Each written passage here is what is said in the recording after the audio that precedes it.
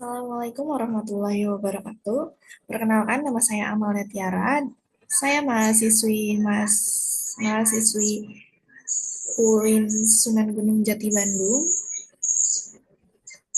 yang akan mempresentasikan hasil riset dari kelompok, yaitu yang berjudul Implementasi Identitas Kependudukan Digital atau IKD pada mahasiswa Administrasi Publik UIN Sunan Gunung Jati Bandung angkatan 2022.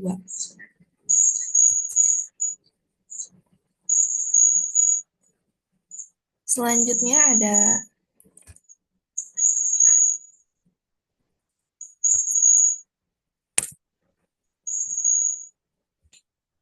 Selanjutnya ada nama anggota kelompok yang dimana itu ada Khalifa Nur Kanzagania, Amalia Tiara dengan saya sendiri, dan yang terakhir ada Apriana Hoirunisa. Kita langsung mulai saja yang dimana ada pendahuluan. Pendahuluan ini adalah transformasi digital yang menjadi salah satu upaya pemerintah untuk meningkatkan kualitas pelayanan publik. Salah satu inovasinya adalah aplikasi IKD, yang dimana memungkinkan masyarakat mengakses dokumen kependudukan secara digital melalui smartphone. Mahasiswa sebagai generasi digital natif yang memiliki potensi besar sebagai pengguna awal IKD, namun kenyataan di lapangan menunjukkan bahwa tingkat pemanfaatan IKD di kalangan mahasiswa masih belum maksimal, sehingga hal ini menjadi alasan utama kami melakukan penelitian ini. Selanjutnya ada penelitian terdahulu yang dimana ada penelitian dari Fatoni dan Wijaya tahun 2024 di Pekanbaru, yang dimana mereka menemukan bahwa literasi digital dan keamanan data pribadi menjadi isu utama dalam adopsi IKD tersebut. Yang kedua ada di Kota Samarinda, yang dimana penelitian oleh Ramadhani dan Prakoso tahun 2023 yang menyoroti hambatan seperti kurangnya sosialisasi, akses internet yang belum merata, dan rendahnya pemahaman teknis. Sehingga rekomendasi mereka menekankan pentingnya edukasi digital dan infrastruktur teknologi yang memadai. Selanjutnya ada penelitian lain di Kota Padang oleh Asmania dan kawan-kawan tahun 2024 yang dimana mereka menunjukkan bahwa usia, tingkat pendidikan, dan kepemilikan smartphone sangat mempengaruhi kesiapan masyarakat dalam menggunakan IKD. Yang keempat, sementara itu di Kabupaten Lambata, Tukan, dan Rahmadita tahun 2023 mencatat bahwa realisasi aktivasi IKD masih sangat rendah akibat kurangnya SDM, SOP yang belum jelas, dan komunikasi yang belum efektif. Nah, di sini selanjutnya ada rumusan masalah,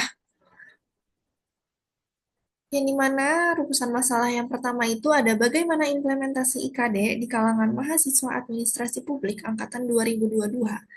Dan yang kedua ada apa saja faktor pendukung dan penghambat yang mempengaruhi pelaksanaan kebijakan ini. Selanjutnya itu ada tujuan penelitian, yang dimana tujuan dari penelitian ini adalah untuk mengeksplorasi sejauh mana mahasiswa memahami dan memanfaatkan aplikasi IKD tersebut, serta mengidentifikasi faktor-faktor yang mendukung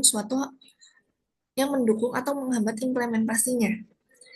Slide selanjutnya itu ada tinjauan teori dan metode penelitian, yang dimana tinjauan teori ini menggunakan teori implementasi kebijakan George C. Edward III, yang dimana ada komunikasi, yaitu kejelasan informasi kepada pelaksana dan sasaran.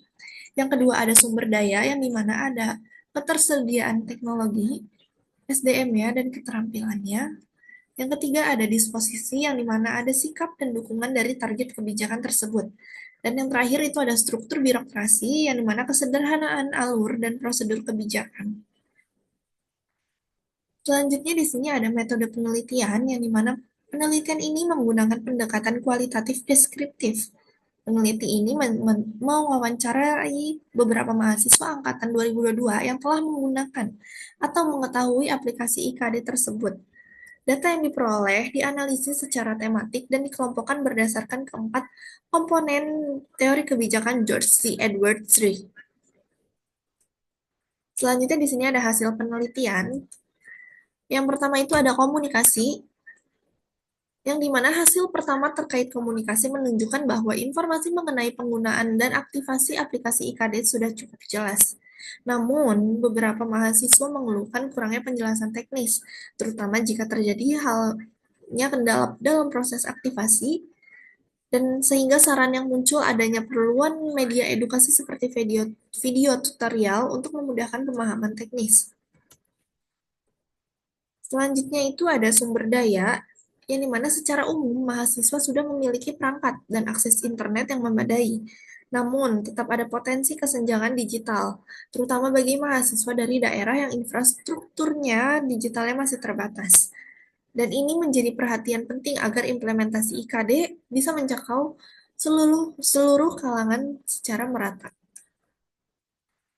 Yang selanjutnya itu ada disposisi, yang dimana dari sisi disposisi, mahasiswa memberikan respon yang positif terhadap IKD tersebut, sehingga mereka menilai aplikasi ini apakah praktis dan efisien. Namun, ada juga kekhawatiran terkait keamanan data pribadi. Beberapa mahasiswa juga menyarankan agar layanan konvensional tetap disediakan bagi masyarakat yang belum siap digital.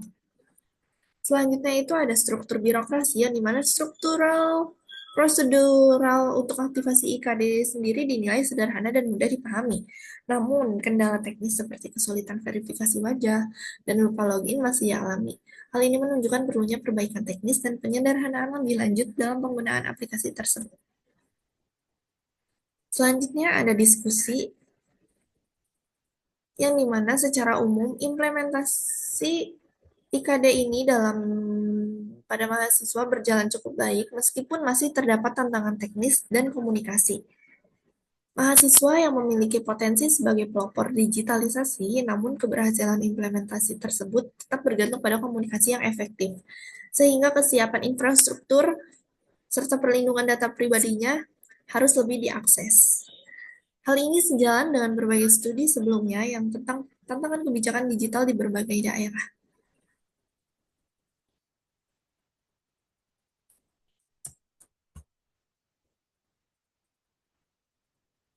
Selanjutnya ada kesimpulan, yang dimana dari artikel keseluruhan ini kesimpulannya adalah dapat disimpulkan bahwa mahasiswa mendukung dan siap menggunakan IKD, namun agar implementasinya lebih optimal, perlu dilakukan peningkatan strategi komunikasi, serta pemerataan akses teknologi dan serta jaminan terhadap keamanan data pribadi tersebut.